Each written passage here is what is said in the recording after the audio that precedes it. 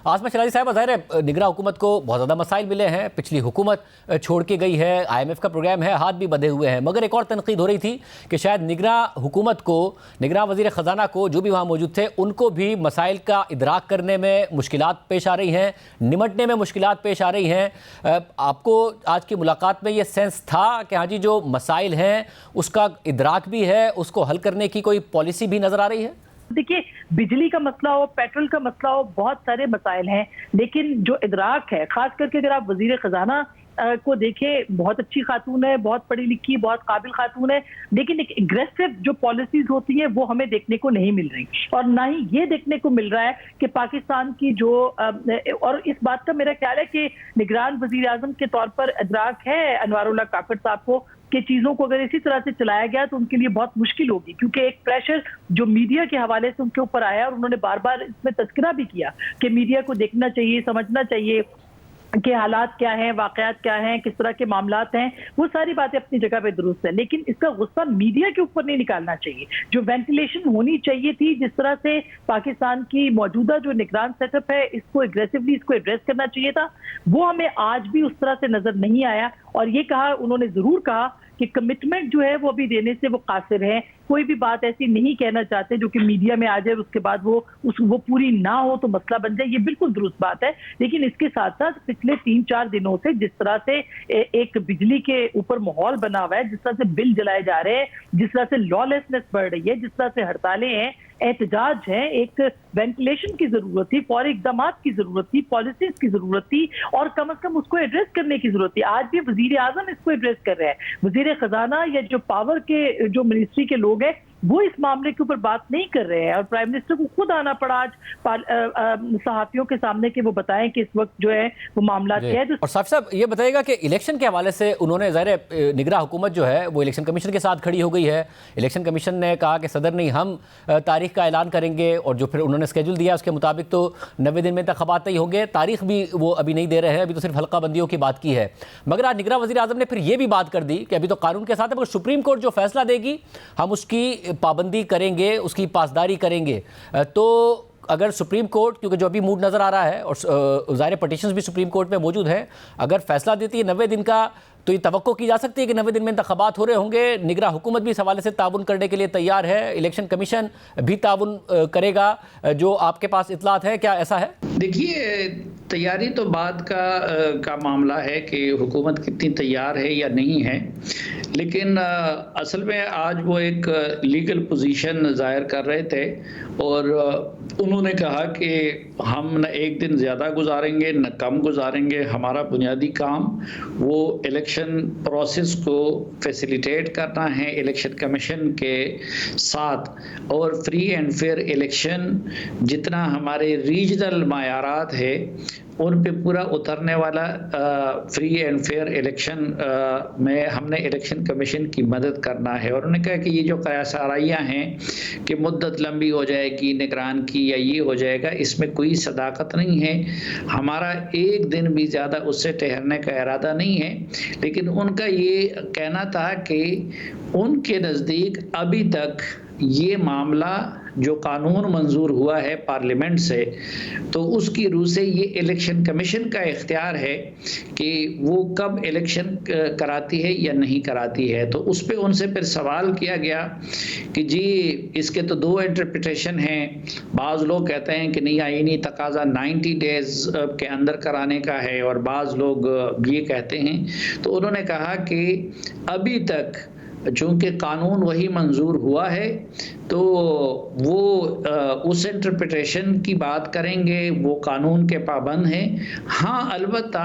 अगर supreme court of Pakistan ने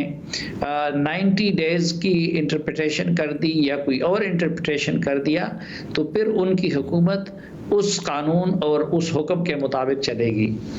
तो आसमा साहब, इस हवाले से ज़रा कयास आराइयाँ तो हैं कि पता नहीं कितना प्रोलॉन्ग केयर टेकर सेटअप आएगा। अगर वज़ीर आज़म खुद भी ये कह रहे हैं, और इस वक्त जो मुआशी हालात हैं जो गैर यकीनी हैं, और ये आवाज़ें उठ रही हैं कि जी अब सियासी यकीनी मुल्क को चाहिए, तो क्या ये तसव्वुर किया जा सकता है, समझा जा सकता है कि इलेक्शन हो जाएंगे دیکھیے الیکشن ہونا تو اب نوشتہ دیوار ہے، اس کو کیسے ہونا ہے ظاہر 90 دنوں کے اندر اب نہیں ہو پا رہے، لیکن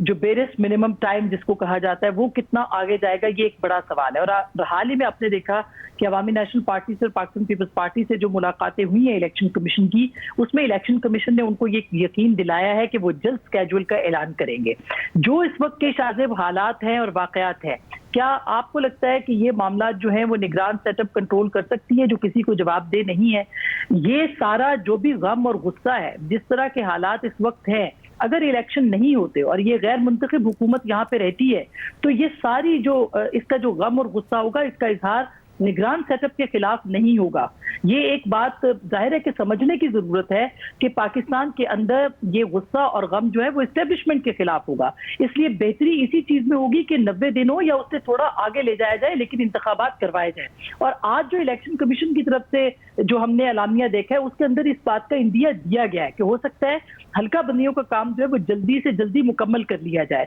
یہ معاملہ اب سپریم کورٹ کے اندر بھی آئے گا۔ الیکشن کمیشن جو بھی فیصلہ کرے گا اس بحث میں جائے بغیر کہ وہ 48(1) کے تحت ہے یا 57 یا 58 کے تحت ہے، جو بھی ہے یہ فیصلہ جو ہے یہ سپریم کورٹ میں جا کے ہو سکتا ہے۔ لیکن کل آج آپ نے دیکھا کہ 14 مئی کو 2023 کو انتخابات جو ہے وہ ہونے ہیں، یہ سپریم کورٹ کہہ رہی ہے۔ ایک طرف ایک پوزیشن ہے جو کہ کورٹ نے اپنا مائنڈ بنایا ہوا ہے اور دوسری طرف دوسری پوزیشن ہے۔ اب ایسی صورتحال میں آپ کو کیا لگتا ہے کہ بیچ کی راہ کیا ہوگی؟ اور پاکستان جس طرح کے معاشی مسائل میں ہے وہ اپنی جگہ پہ، لیکن معاشی مسائل آئینی ضروریات سے بالاتر نہیں ہو سکتے، اس کو آئین کے تابع ہونا چاہیے اور ہونا پڑے گا۔ اس لیے پاکستان کے اندر انتخابات ایک بہت بڑا اس وقت پاکستان کے لیے ضرورت بن چکی ہے تاکہ ایک غیر یقینی کی صورتحال ختم ہو، عدم استحکام کی صورتحال ختم ہو۔ اور اگر عدم استحکام اسی طرح سے رہا تو یہ جو بجلی کے بل ہیں یا جو باقی چیزیں ہیں یہ تو ایک بہانہ ہوں گی، اور یہ بات ثابت ہو رہی ہے کہ نگران سیٹ اپ جو ہے وہ اس صورتحال کے اندر پاکستان کے عوام کی ان کا کوئی قصور نہیں ہے، لیکن اس کے باوجود وہ پاکستان کے عوام کی نمائندہ نہیں بن پائے گی۔ اور اگر کوئی یہ سوچ کے اس نگران سیٹ اپ کو پرولونگ کرنا چاہے گا کہ یہ پاکستان کی نمائندہ حکومت بن کے جو ہے وہ کام کرے، معاشی پالیسیاں جہاں سے چل رہی ہیں وہ پاکستان کو پتہ ہے وہ چلتی رہیں گی،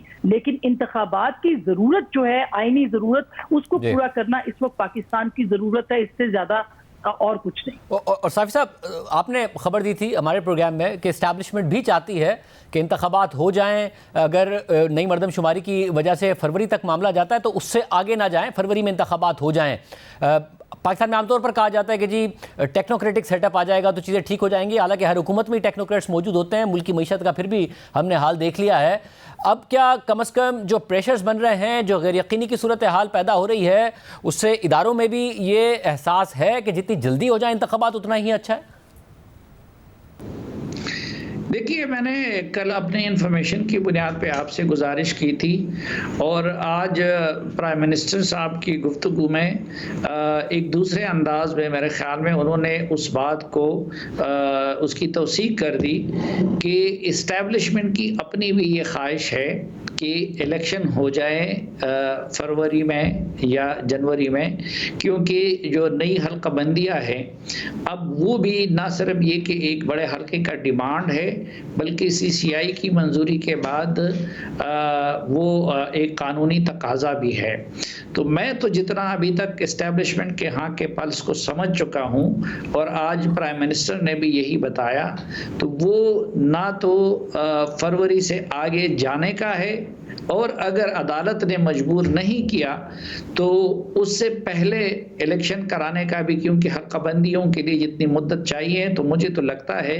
کہ یہی الیکشن فروری میں ہی ہو جائیں گے۔ باقی معیشت کو آپ بہتر سمجھتے ہیں، لیکن اتنا میں سیاست کے ایک طالب علم کے طور پر میں سمجھتا ہوں کہ جو معیشت کا معاملہ ہے